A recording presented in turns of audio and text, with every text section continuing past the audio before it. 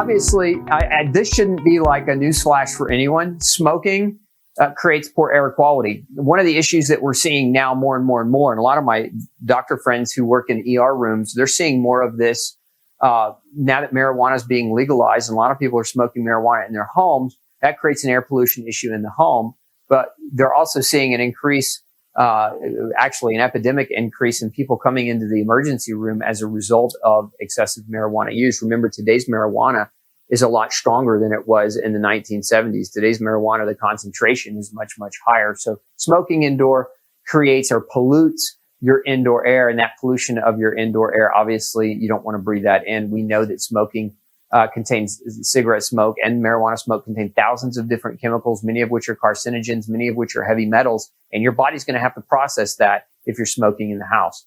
Environmentally friendly household products. If you haven't checked into this yet, you very much should.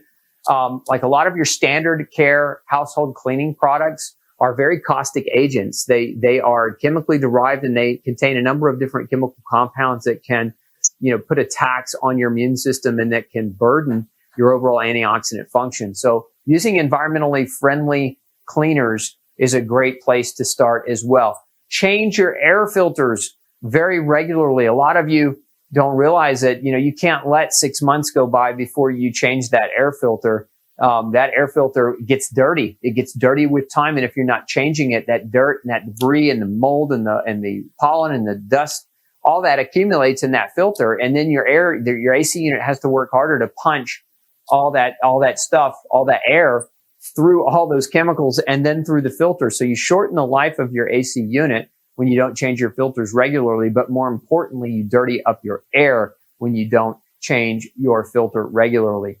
Many of you have, if you've got like gas burning fireplaces or gas burning, stoves in the kitchen, when you're doing that, you need to make sure you're venting. You're turning that fan on and venting those gases out, because that burning fuel, that burning gas creates a pollutant in your home. So make sure you're turning on that fan, or that fan above your oven where it pulls that gas out if you've got a gas stove. I don't have a gas stove for that reason. I actually have a convection stove, which works on magnetism, and it doesn't leave behind that same type of pollution. So if you're in the market for a new stove, consider a conduction type of stovetop. Additionally, so aside from that, we want to consider some indoor plants. Indoor plants clean the air, right? They pull the carbon dioxide that you breathe out along with some of the chemicals and other things, and they pull those in and they help keep your indoor air clean. Now, somebody once asked me about indoor plants. Can't that soil like harbor mold? Look, we're not to the degree that it's going to create a major mold contamination in your home. So worry less about that. Some strategically placed indoor greenery can go a long way to helping keep your indoor air quite clean and helping serve as a filter to keep that indoor air clean. And then the last thing on the list is to purchase a high quality air purifying unit. Now, I can't overemphasize this enough. I have a unit not only at home, I've got a couple at home, but I've got them in my office where I work, because the same thing happens here as well. My office where we have the same types of problems. We got furniture, we got paint, we got flooring, we got all those things that outgas. We got, people wearing perfumes and colognes and all other types of things that we have to deal with. So we want something that's going to pull and clean that air. So I want to talk a little bit about air filtration. So let's talk about air filters. Let's talk about HEPA filters. Now, many of you may have a HEPA filter. As you can see here, HEPA filters trap a lot of things. They're actually a pretty high quality filter. They can capture things down to about 0.3 microns. Now, what does that mean? 0.3 microns. That means it can capture, basically it can capture pet dander. It can capture dust. It can capture pollen. It can capture hair. So some of your bigger debris, but what it cannot capture are some of the gases. What it cannot capture is it can't capture things below 0.3 microns. Now, the most dangerous thing that I can think of that's 0.3 microns or smaller are your smoke particulates. So again, if you're smoking in the house, or if you're burning a gas stove or something along those lines, that smoke particulate is about 0.1 microns. It's a lot smaller. But the other and the most dangerous thing I've ever encountered in indoor air that goes below 0.3 microns is mycotoxins. That's mold toxins. These can be very, very dangerous. And so a HEPA filter doesn't cut the mustard when it comes to pulling out mycotoxins. So there's HEPA, but let's make a clean distinction. There's also something called Ultra HEPA.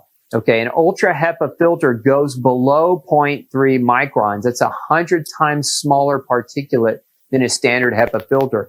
But importantly, what it's pulling, in my opinion, some of the most dangerous things, your molds and your mold toxins. These are chronic. I see these all the time in people who are struggling to try to overcome an autoimmune problem, and they're not making headway. And sometimes it's their air quality. Sometimes it's mold in the home. So you really want to capture the really small particulate. You've got to get Ultra Fine HEPA is a much, much better option. Now, some other things that you should look for that are important in an air filter is, one is the type of filtration. So looking for an activated carbon base is very, very important when we're looking at air filtration.